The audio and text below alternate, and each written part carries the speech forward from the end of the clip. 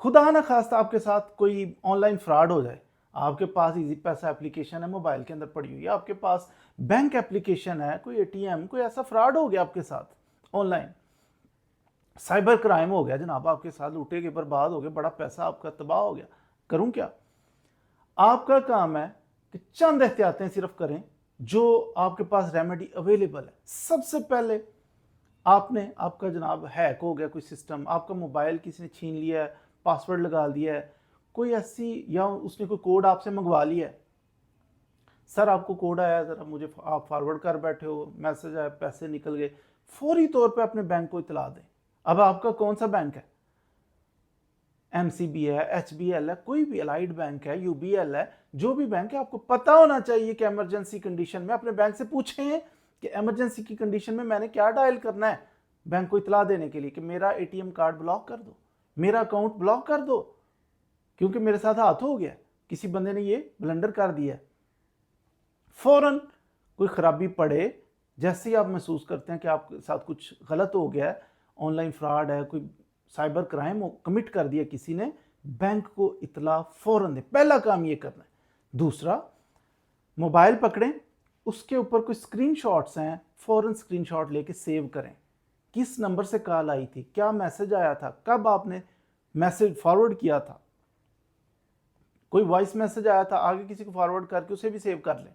Record save करें, data save करें, कब क्या ट्रांजैक्शंस हुई थी, क्या बात हुई थी। स्क्रीनशॉट हो सकता है, वॉइस मैसेजेस हो सकते हैं, मैसेजेस हो सकते हैं, वीडियो हो सकती है, ये सारी चीज़ें आपने सबूत के तौर पर सेव कर लेनी है।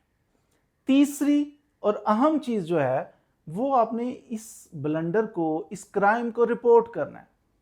रिपोर्ट कहाँ करना है? ऑनलाइन। आप घर बैठे अपने मोबाइल खोल के ना तो इसको कंप्लेंट फाइल कर सकते हैं कि मेरे साथ ये ड्रामा हो गया। आप फिजिकली जाके विजिट कर सकते हैं। एफआईए इसको डील करता है, आम थाने नहीं डील करते आमतौर पे। एफआईए साइबर क्राइम्स को डील करता है, मोबाइल के जरिए ऑनलाइन कोई ऐसा आपके साथ ब्लंडर होता है ना, साइबर क्राइम है, और इसको एफआईए का आगे एक विंग है। विंग क्या है? उसका नाम है NR3C। अब NR3C क्या है? ये है NR3C, नेशनल रिस्पॉन्स, आगे 3C जो है फॉर साइबर क्राइम सेंटर, इस तरह का करके NR3C, national response centre for cyber crime, national response centre for cyber crime, in short इसको करते हैं NR3C।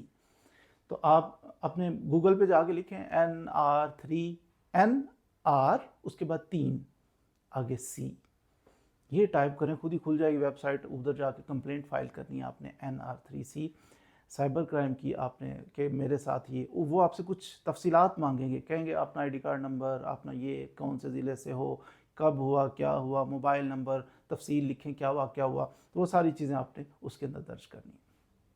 दर्ज कर दें, कंप्लेंट कर दें, या फिज़िकली एफआईए के दफ्तर में जाके उनसे कहें कि मुखातिब होकर कि मेरे साथ ये मसला हुआ है, ये सबूत है।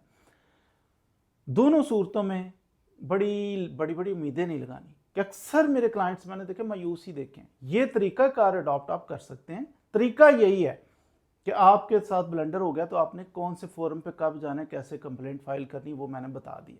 लेकिन ये बड़ी उम्मीदें ना लगा लेना कि मैं जाऊंगा उसी वक्त वो पैसे पकड़ के बैठे होंगे, ये लो पैसे, ऐसे नहीं होगा। हो सकता है एफआईए वाले कोशिश करते होंगे, लेकिन वो भी अक्सर मुझे बेबसी नज़र आए। इतनी इतनी फाइलें पड़ी होती हैं, लोग बस भूल ही जाते हैं। लेकिन मायूस नहीं होना, आपने जाना है एफआईए के पास और अपनी कंप्लेंट दर्ज करवानी है।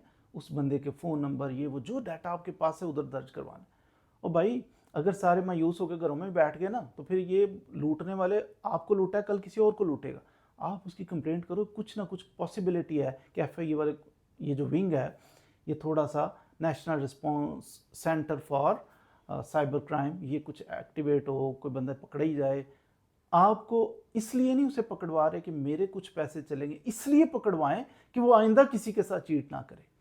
तो इस तरह से अगर आपके साथ ऑनलाइन कोई फ्रॉड हो जाए, कोई बैंक एप्लीकेशन, इजी पैसा, जायज़ कैश, तो फिर आप इस तरह से जो मैंने टिप्स 2-3 आपको बताई हैं कि सबसे पहले आपने क्या करना है, बैंक को इतला देनी है, फिर आपने स्क्रीनशॉट्स उसके सेव करने हैं, एविडेंस जो जो आपके पास है उसे फटाफट सेव कर लेना है। उसके बाद NR3C में आपने कंप्लेंट फ़ाइल करनी है और फिर अल्लाह ताला से दुआ करनी है कि हमारा मसला हल हो जाए।